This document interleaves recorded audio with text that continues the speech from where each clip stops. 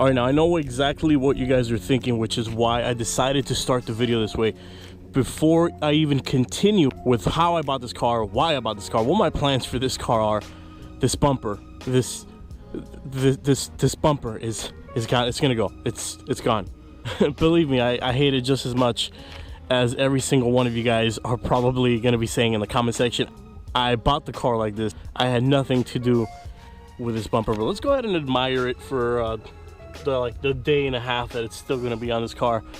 Because as we speak, as I make this video, there is already another bumper on the way. I already ordered something completely different, but man, I have no idea what this guy was thinking. I mean, what year is it? 2002? You know, I mean, where's Toretto and Paul Walker and all these people, man? Jesus Christ, look at this freaking bumper. Oh my God. Now, there was actually gonna be a C5 Corvette sitting in my front yard. That's right, I was actually thinking about getting a C5 Corvette until something happened. But for you guys to fully understand why I didn't get the C5 Corvette, first I gotta tell you a quick little story, so just bear with me, come along for the ride, and I'll be right back with you guys. You see, it all started when I stepped out of my house one day to throw away the trash, when suddenly I realized a growing trend in my front yard, and that was that almost all of my cars were Fords. We got the F-150, the Reaper Vic, Project White Lightning, the Ford Galaxy, which has now been sold. That's going to be another video. But since I am a man of consistency, I said fuck it, and I bought a Mustang GT.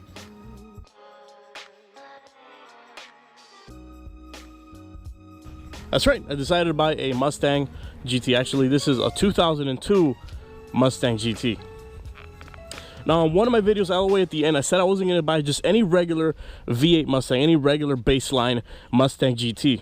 And unfortunately, I wish that was the case. All right, so I'm going to go ahead and get in this thing and tell you guys exactly why I got a regular Mustang GT. And on top of that, why the hell did I decide to get a convertible on top of that too?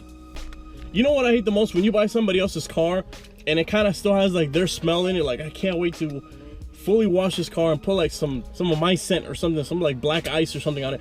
Speaking of black ice, I already named the car. It's gonna be called VADER. I decided to name the car VADER. So from now on, we're gonna refer to this Mustang as VADER. And by the time, believe me, by the time I'm done with this Mustang, VADER, that name is gonna be very, very fitting. You guys are gonna see why.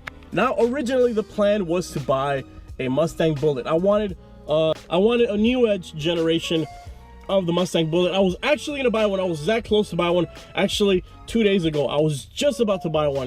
It came along just for the right price, and unfortunately, the next day when I got my check, the guy had sold it already. And then the next plan was to buy a Mustang Mach 1. I actually wanted a Mach 1 or a Cobra, either 99 to 2001 Cobra.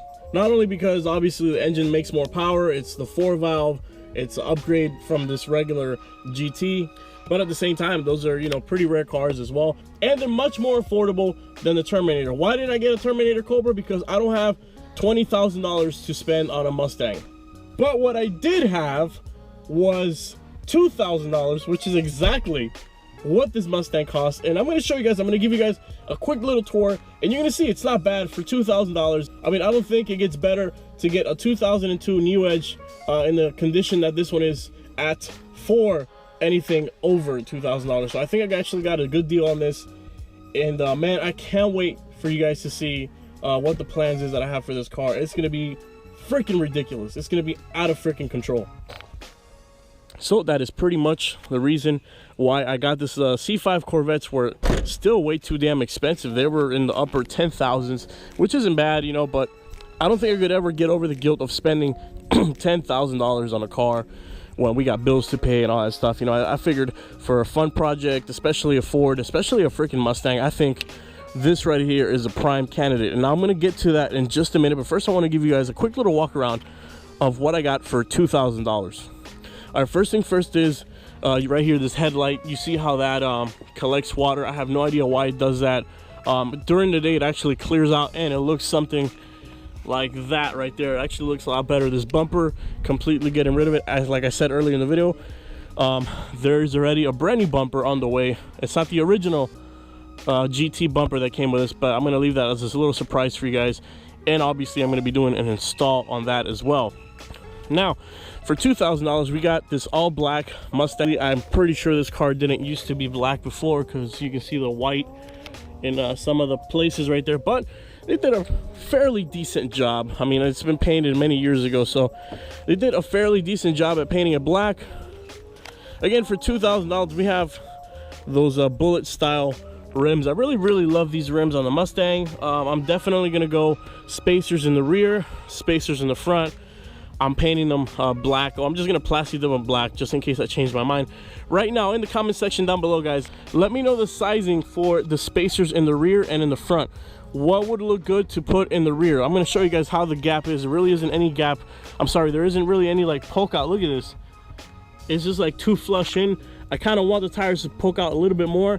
I know I should probably get even beefier tires, but I really want them to poke out a little bit more. So what kind of size spacers would achieve that in the rear? And I want the same effect in the front. I kind of want them to poke out just a little bit. See, it's too flush. I don't like that look. But anyways, moving along, for $2,000, look at the top on the stand. We got the glass rear as well. The top is completely immaculate. There's no cracks, there's no tears. Convertible Mustang, man. This is a project car. You know, I figured I wanted, this isn't gonna be a drag car.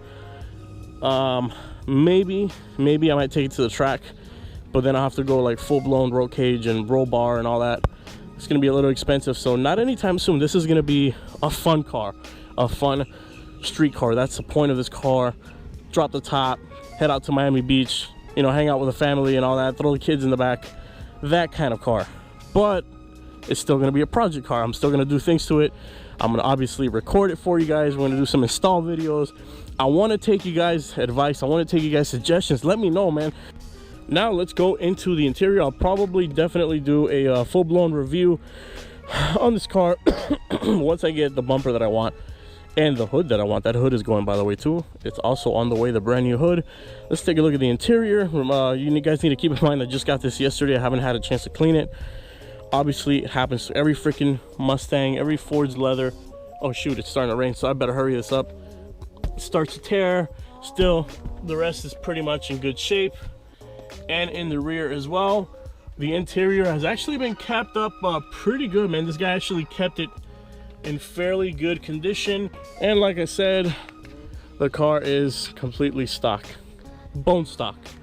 So in the comments, I want to know, what kind of intake do you guys recommend? If you could even send me some links, I would really appreciate that. Let me know the upper plenum as well, which one's a good one, throttle body, all that stuff. I know MSD ignition. There's a couple other typical Mustang mods to do, maybe pulleys and all that stuff as well. Guys, for a 2002 GT, let me know in the comment section, what are some good mods to do to this engine? Long tube headers, I already got that planned out, don't you worry about that. And I'm gonna do some crazy exhaust on this car. I'm telling you, you guys are gonna love it. So this is the worst part. Look at this crap. It happens to every freaking Mustang. You gotta really slam the hood, man. What the fuck? It's still not closed. Jesus Christ, I hate that, man. You always gotta slam the hood. So you guys can see it's starting to rain, so I'm gonna go back inside, but say goodbye to VADER. I think it was a good choice. 2,000 bucks. Come on, we can't really beat that. I did want to get a Bullet, did want to get a Mach 1. Lucked out on the Bullet by one day because I had to get my paycheck. Now every other Bullet is like $7,000 or $8,000. Mach 1s are going for like $9,000 and $10,000. I would not sleep good at night knowing I spent close to $10,000 on a car. I'm sorry, I'd rather get something cheap, build it up, work on it, have a lot more fun and enjoyment at the end as a result. So say goodbye to VADER. And you're going to be seeing a lot of this car on my channel, so you better get used to it. Either way, it's your boy Mr. Random. Guys, take it easy. I was just about to go inside my house and look what I saw by the new car already.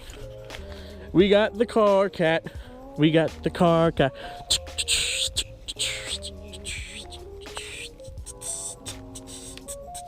Good cat, good cat. Cat approves the Mustang, cat approves of VADER. Take it easy.